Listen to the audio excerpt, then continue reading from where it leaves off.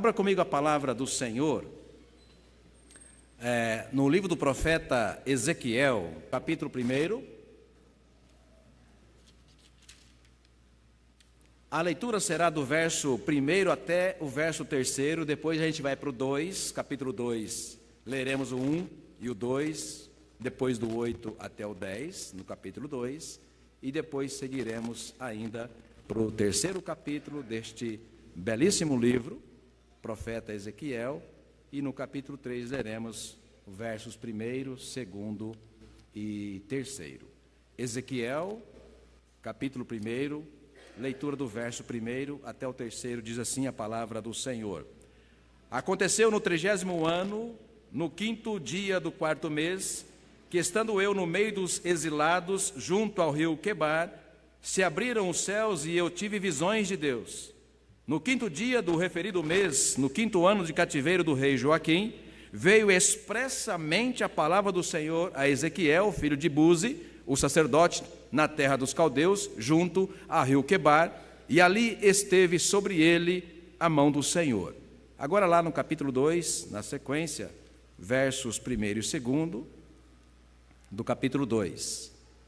Esta voz me disse: filho do homem, põe-te em pé e falarei contigo.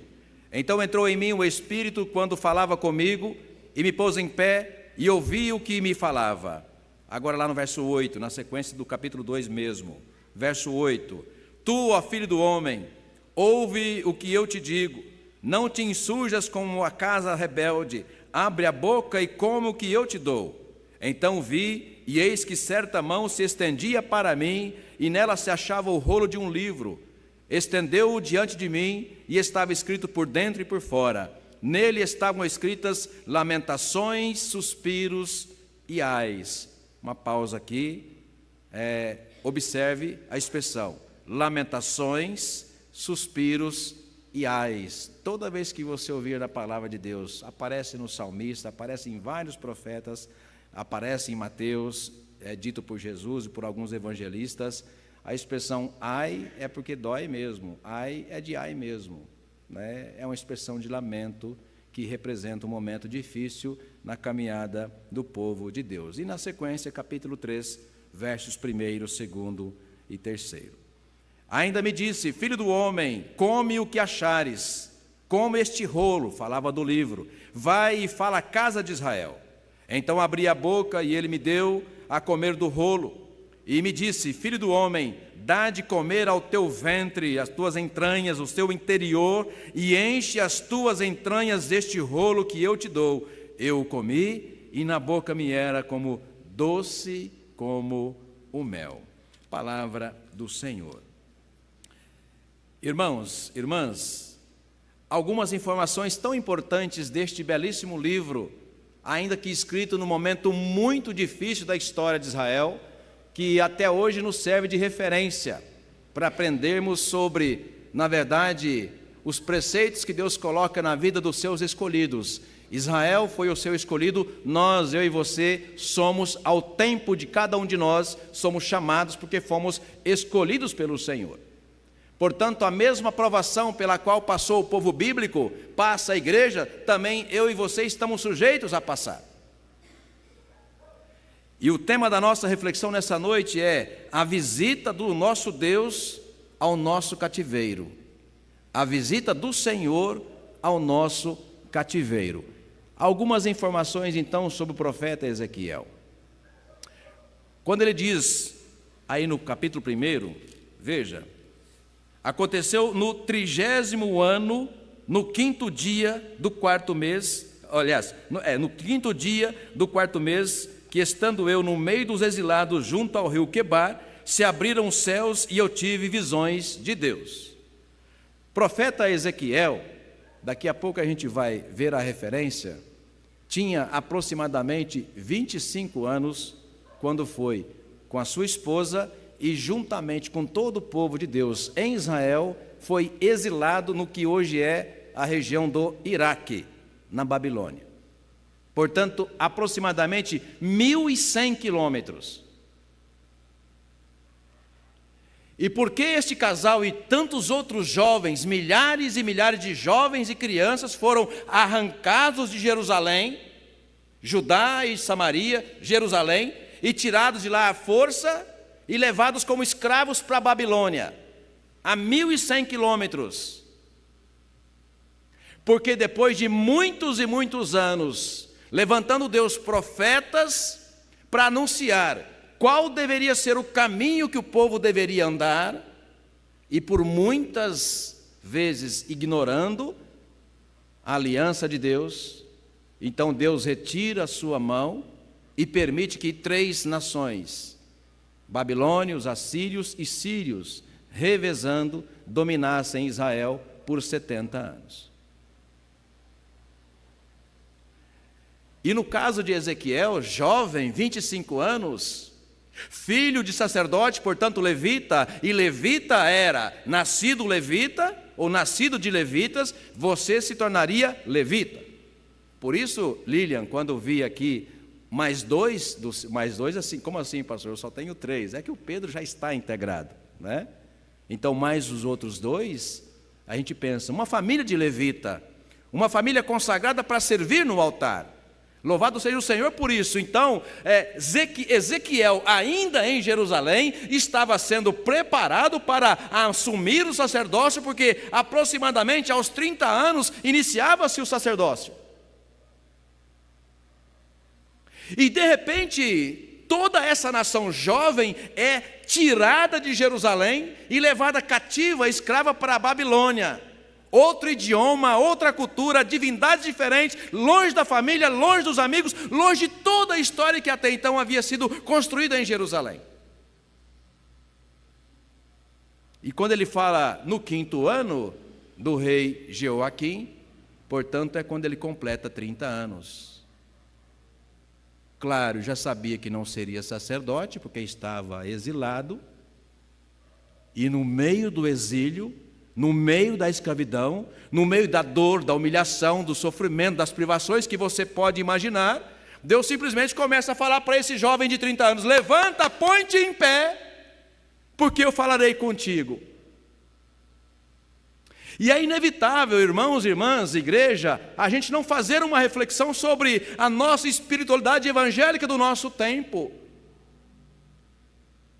Porque eu fico imaginando, quando Deus chama jovens, crianças, e chama a Regiane, efetivamente, chama para uma vida toda, 40 anos, 50 anos, no caso alguns aqui, 70 anos, porque a vida com Deus não é feita de pausas, de momentos, hoje eu quero, hoje eu vou. Então o desafio para nós, aprender com a espiritualidade de Ezequiel,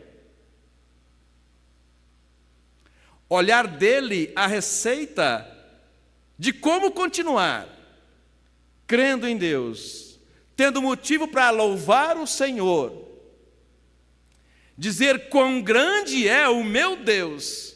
Acabamos de cantar essa lindíssima canção e composição. Como dizer quão grande é meu Deus, como nos lábios de Ezequiel, estando no meio da humilhação, no exílio, a 1.100 quilômetros longe de casa. E se você achar que parou aí, como você conhece a história, a biografia de Ezequiel, a alegria dos seus olhos, que era a sua esposa, imagina a Gláucia, Rafael dizendo isso para você, a alegria dos meus olhos é a Gláucia. Não muito tempo depois que Deus chamara Ezequiel para a missão profética, ele antecipou, dizendo assim, eis que às súbitas tirarei a delícia dos teus olhos. Deus falou assim para Ezequiel. E não parou aí.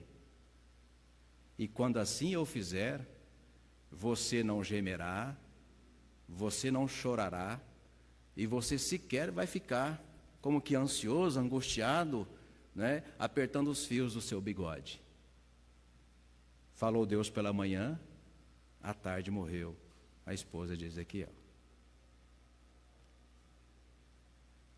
É desse tipo, irmãos e irmãs, de fé que a Escritura trata.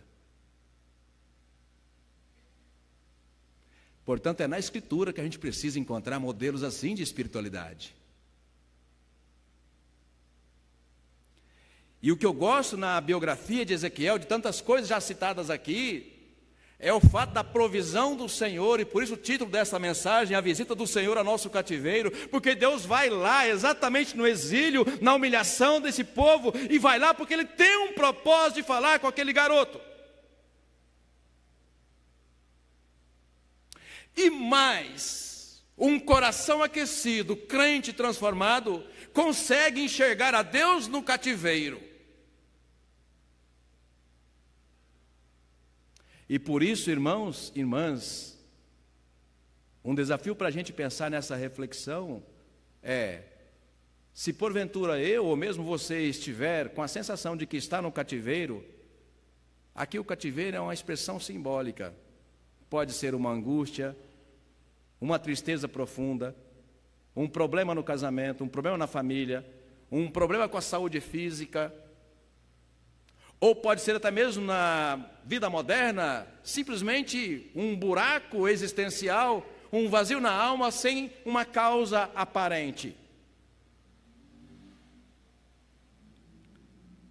Nessas situações ou circunstâncias, Marcial, é importante que eu, você, cada um de nós, pergunte a si mesmo: qual é a causa do meu cativeiro? Irmãos, irmãs, igreja, há causas que são fabricadas por nós mesmos. Mas a Escritura, tão linda que são, nas Escrituras Sagradas, há causas que foram fabricadas pelas próprias pessoas e há causas que não foram fabricadas por próprias pessoas. Por exemplo, lembrando da Escritura, eu me lembro da figura de Elias, o profeta Elias, homem consagrado, biografia maravilhosa.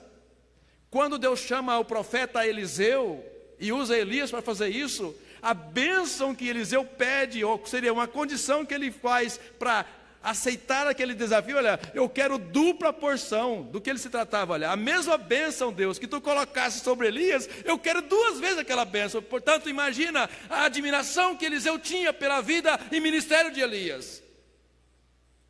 E no entanto, Elias, com uma vida consagrada, fora parar no cativeiro, pedindo para morrer numa angústia profunda. Agar no deserto, vítima de problemas familiares, de escolhas ruins. Da mesma forma que Deus manda o anjo fortalecer a Elias na caverna, Ele manda também o anjo a ir até o deserto e visitar Agar, dizendo: olha, o Senhor é contigo. Deus manda o anjo visitar a Elias, aliás, a Jeremias, quando estava jogado no poço, no lamaçal, por um rei idólatra.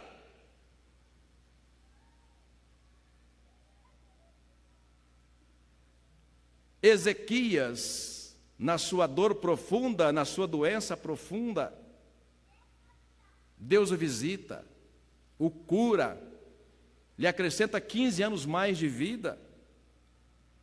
Mas você pode também pensar: Saul esteve por muitos anos num cativeiro, mas por escolhas pessoais. Portanto, irmãos e irmãs, em tempo de cativeiro, em tempo de desânimo, de tristeza, é necessário que a gente faça essa reflexão. Por que eu estou aqui? Há um propósito nisso?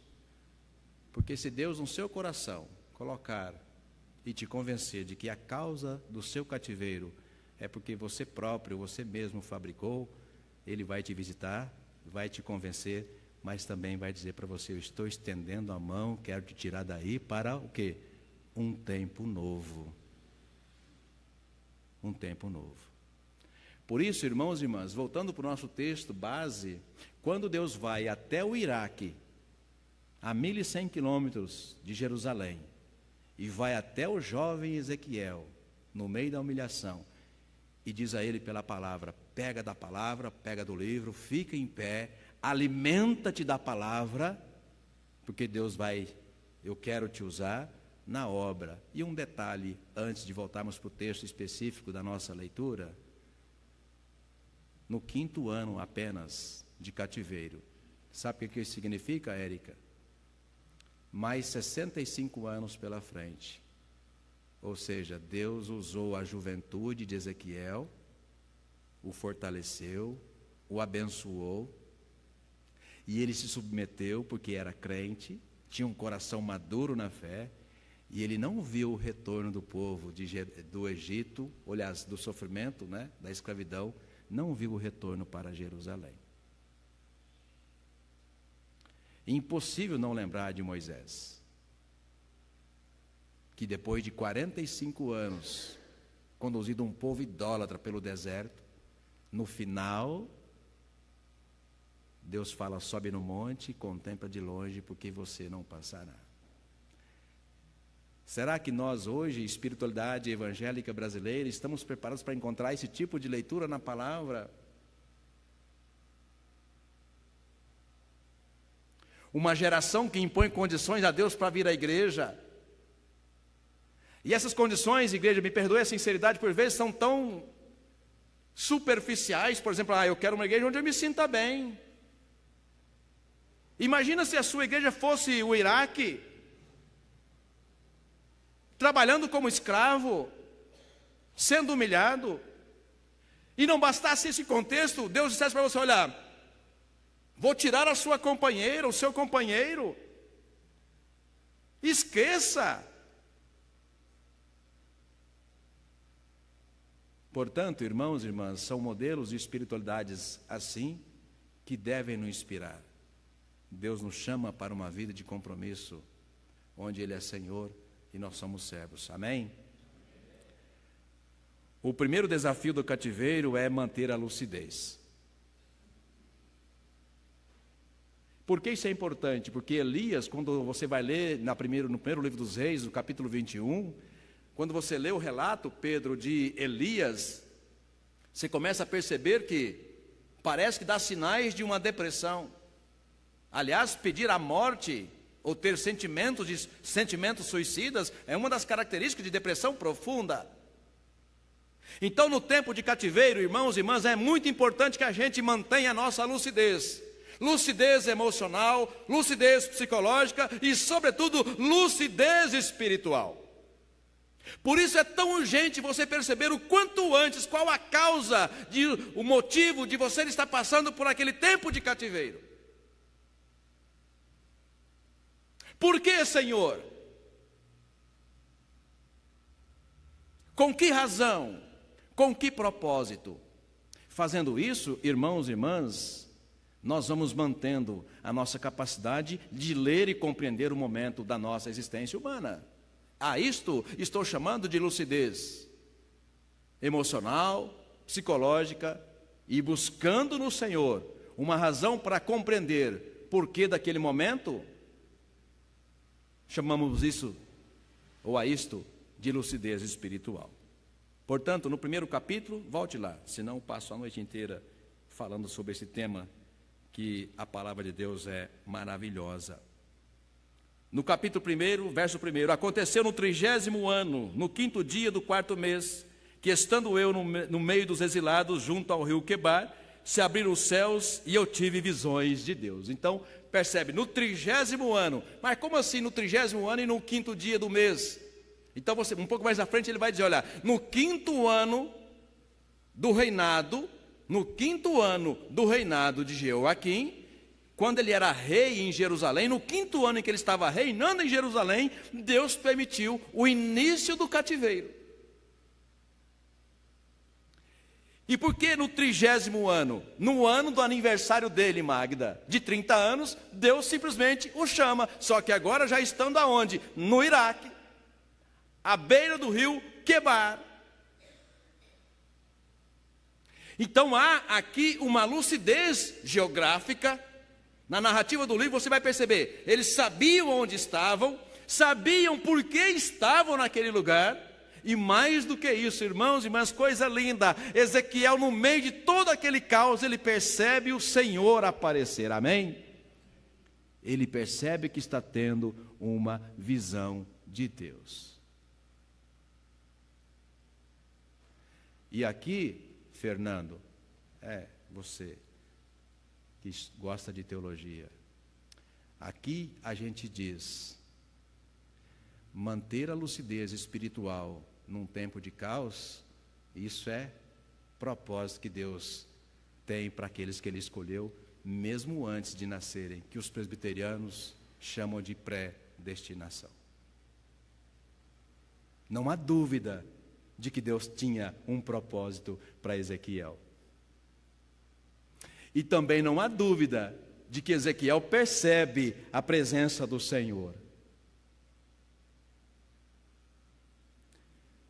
É para poucos, irmãos e irmãs, perceber a presença de Deus quando esses poucos ou quando esses estão no meio do cativeiro. Por isso a importância da gente adquirir a nossa maturidade espiritual. Porque nós não sabemos quando Deus reserva para nós um cativeiro. Pastor, como assim? Isso é coisa de jovem, quando está muito indeciso na sua vida, as decisões que tem que tomar na vida. Não. Jó já era um homem maduro, um homem temente a Deus, com uma família grande, 10 filhos. E o texto, por muitas vezes, no primeiro e segundo capítulos de Jó, vão dizer, de repente. O que isso quer dizer? Que não havia nenhuma preparação, ou seja, do nada, como gosta de dizer o Pedro, do nada, pai, caiu o copo e quebrou. Do nada, ou de repente chega a mensagem. Teus filhos se alegravam, festejavam, e de repente caíram mortos. Tuas filhas, teu gado, as tuas construções.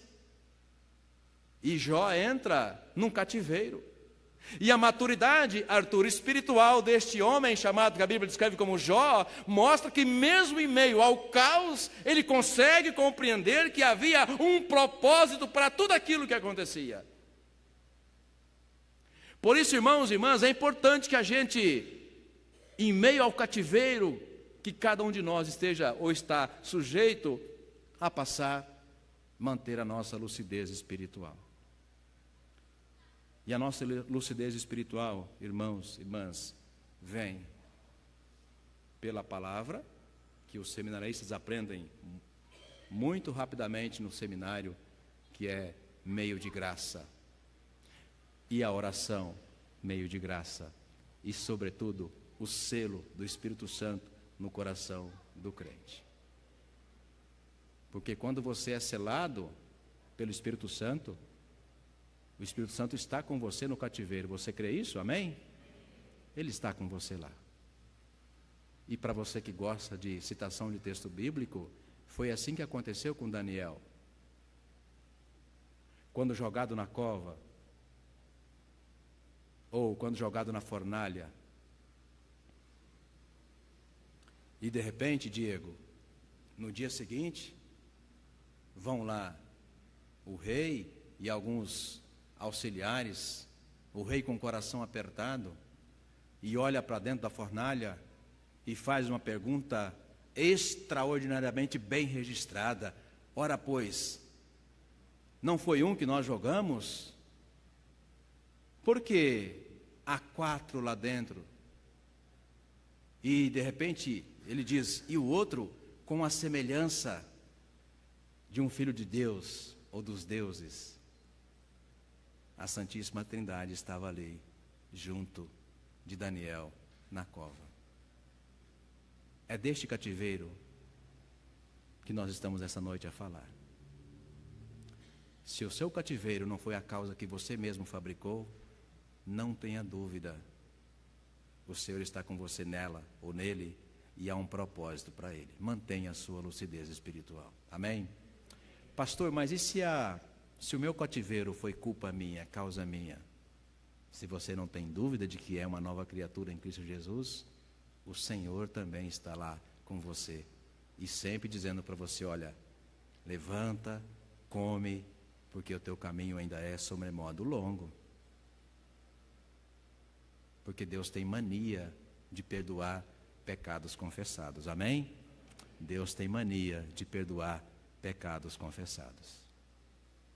Num segundo momento, irmãos e irmãs, vamos lá para o capítulo 2. O segundo desafio do cativeiro é manter a fidelidade. Se o primeiro é manter a nossa lucidez espiritual, o segundo, irmãos e irmãs, é manter a nossa fidelidade.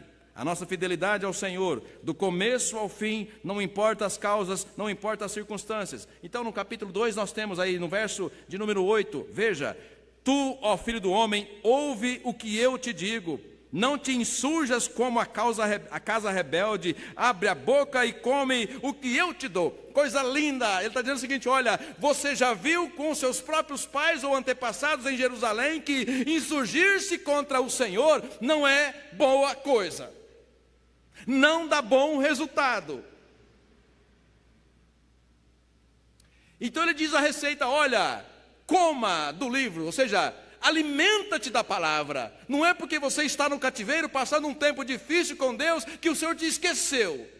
Então a receita é sempre a mesma: alimenta-te da palavra, busca nela, espera no Senhor, fortaleça-te na palavra, porque certamente há um propósito para Deus, até mesmo no cativeiro. Manter a fidelidade, irmãos e irmãs, em tempos de crise, de dificuldades, está apenas reservado para aqueles que são de fato uma nova criatura em Cristo Jesus. Numa linguagem figurada, o joio aparece na relação de joio e trigo quando vem a prova. Quando vem o choro, o lamento, os ais de que fala o próprio livro de Ezequiel. Lucidez espiritual, fidelidade a Deus. Lucidez espiritual porque nós somos selados pelo Espírito Santo de Deus. E fidelidade, por quê?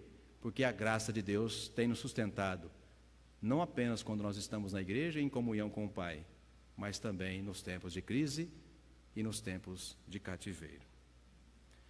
Ainda no capítulo 2, no verso 1, então aquela voz dizia: Filho do homem, põe-te em pé e falarei contigo. Então em mim, olha que coisa linda, Espírito com letra maiúscula, ou seja, o Espírito Santo está ali, não estava lá no cativeiro, porque havia um propósito também naquele momento, naquele lugar. Então, Marcial, o Espírito de Deus entrou em mim, narra o profeta. E quando ele vem, fortalece, anima, renova a esperança e fala: olha, há um propósito nisso. O Senhor está te levantando, porque há toda uma nação que precisa aprender por que está experimentando esse tempo de cativeiro. Então o profeta Ezequiel será o profeta do exílio. O profeta daquele povo que tinha dura cerviz, que estava no meio da servidão, da escravidão, porque deixara de ouvir ao Senhor. Então você consegue perceber o propósito? Deus levanta Ezequiel não para ser sacerdote, porque ele estava fora de casa, fora do lugar, não havia mais templo. Você não será sacerdote, Ezequiel, mas você será profeta, e você vai pastorear esse povo. E quando ele mantém a sua lucidez espiritual, ele consegue perceber que há motivo para crer, fidelidade no Senhor. Por quê? Porque Deus tinha um propósito para Ezequiel naquele lugar. Fiel ao Senhor, fiel ao Senhor. Abra comigo o conhecido texto do Salmo 37. No Salmo 37, nós temos essa passagem conhecida, e eu vou resumir do verso 3 até o verso 5. Salmo 37, sobre manter a nossa fidelidade. O Salmo 37, considerando que talvez nem todos conheçam a introdução do Salmo, do verso 1 então em seguintes: Não te indignes por causa dos malfeitores, nem tenhas inveja dos que praticam a iniquidade, pois eles dentro em breve definharão como a relva e murcharão como a erva verde. Aí ele vai dar a receita. Confia no Senhor e faz o bem. Habita na terra e alimenta-te da verdade. Agrada-te do Senhor e Ele satisfará os desejos do teu coração. Entrega o teu caminho ao Senhor, confia nele e o mais Ele fará. Fará sobressair a tua justiça como a luz e o teu direito como o sol ao meio-dia. Descansa no Senhor e espera nele. Não te irrites por causa do homem que prospera em seu caminho, por causa do que leva a cabo os seus maus desígnios. Então Deus chama, assim como a gente vê na linguagem se repetir em outras histórias, mas semelhante ao tema, na fidelidade do Senhor, mesmo tendo razões, aspas, para a gente desistir do Senhor. Que é o que por vezes a gente encontra na geração do nosso tempo em nosso país, geração por vezes evangélica. Quando Deus aumenta o desafio, quando Deus exige de nós lucidez espiritual, quando Deus nos desafia a nos alimentar na sua palavra, a esperar e confiar no Senhor, a gente age como aquela geração no deserto. Se eu não ver milagre, Deus, se eu não ver claramente a mudança de vida, se eu não tiver motivo para me alegrar no Senhor, então, que proveito há, como diz o profeta Malaquias no capítulo 4? O que adianta então? Inútil é a gente servir ao Senhor, a gente faz jejum, sacrifícios. E quando a gente olha isso, capítulo 4 de Malaquias, quando a gente olha para o mundo, a gente vê pessoas que não têm nenhum compromisso contigo, Senhor, prosperando, trocando de carro, trocando de casa, viajando toda hora para a Europa. Que coisa é essa? Então Deus responde por boca do profeta: calma, no final você verá a diferença entre quem serve a Deus e quem não serve, entre o justo e o injusto. É que nesse tempo de prosperidade, onde a gente olha sempre o consumo, a gente começa a desmerecer ou mesmo colocar um conceito muito pequeno sobre a vida eterna. O que o profeta quis dizer: no final você verá a diferença entre quem serve e quem não serve, quem glorifica a Deus e quem não glorifica a Deus. Porque no final, mesmo aqueles que tiveram tantas coisas que aos seus olhos pareceram coisas maravilhosas, bonitas, gostosas, felizes, no final é quando Ele chamar, quando Deus chamar. Lucas 12, né? Louco, nessa noite pedirão a tua alma. Pedir a alma, a palavra alma, no grego é psique, mas no hebraico é nefesh, é garganta, ou seja, nessa noite ou nesse dia, Deus vai fechar a sua garganta, porque a Deus pertence o sopro de vida, né? Nessa noite Deus vai fechar a sua garganta, você não respirará mais. E todo o dinheiro que você reuniu, para quem será? Os nossos antigos diziam que caixão não tem gaveta. E quando no final, aliás, Jesus contou uma parábola também sobre isso, o rico e o Lázaro. No final a gente vê a diferença, irmãos, irmãs, entre quem serve a Deus e quem não serve, entre quem glorifica a Deus e quem não glorifica.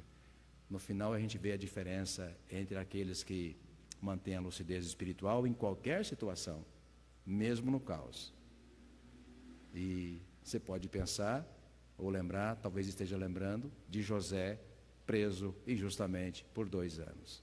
Manteve a lucidez espiritual, manteve fidelidade ao Senhor, e por último, vamos terminar, alimentar-se da palavra. E aqui você não precisa fazer dieta, viu? Coma de modo com muita fartura. Essa é a expressão que eu vejo quando leio a introdução desses 3 primeiros capítulos de Ezequiel. E para terminar, vamos para lá. No 3º capítulo, a leitura que ele nos sugere, que deixa narrada na sua escritura sagrada, é maravilhosa. Aliás, lá a partir do verso 9 do capítulo 2 mesmo, na sequência. Então, olha: então vi, e eis que certa mão se estendia para mim. Vou fazer uma pausa aqui. Então é isso aqui, ó. Levantei a mão, estou mostrando lá. Sim. Aí o Roberto pergunta, é para mim, pastor? E ele confirma, sim, é para você. Olha o mimo da narrativa bíblica. Diz então o profeta, verso 9, então vi, e eis que certa mão se estendia para mim, e nela se achava o rolo de um livro. Estendeu-o diante de mim, e estava escrito por dentro e por fora. Nele estavam escritas lamentações, suspiros e ais. E para terminar, na introdução que fizemos, capítulo 3. Ainda me disse, filho do homem, come o que achares, come este rolo, vai e fala à casa de Israel. Então abri a boca e ele me deu a comer do rolo. Então disse, filho do homem, dá de comer ao teu ventre, enche as tuas entranhas deste rolo que eu te dou. Eu comi e na boca a sensação de favo de mel. Lucidez espiritual, fidelidade e palavra do Senhor. Alimenta-te da palavra do Senhor. Não espere domingo para ouvir o pastor pregar, para falar com você. Ele fala mesmo a palavra. Deus usa homens e mulheres para falar. Esses que estão no altar cantando, orando e pregando a palavra. Não, mas a palavra está aí, no seu celular, no seu tablet, aqui impressa, na sua casa, no carro. Pastor, eu estou dirigindo, faça como um presbítero que tive. Pega a Bíblia, segundo a versão do Cid Moreira, a Bíblia em áudio, e coloca lá no seu carro, enquanto você dirige por 2 horas, imagine a sua capacidade de compreender a palavra. 2 horas todos os dias, ou 4, né? Indo lá para o centro de São Paulo, precisamente na Avenida Paulista, né, Marcelo? E voltando. Aqui, Bíblia em áudio.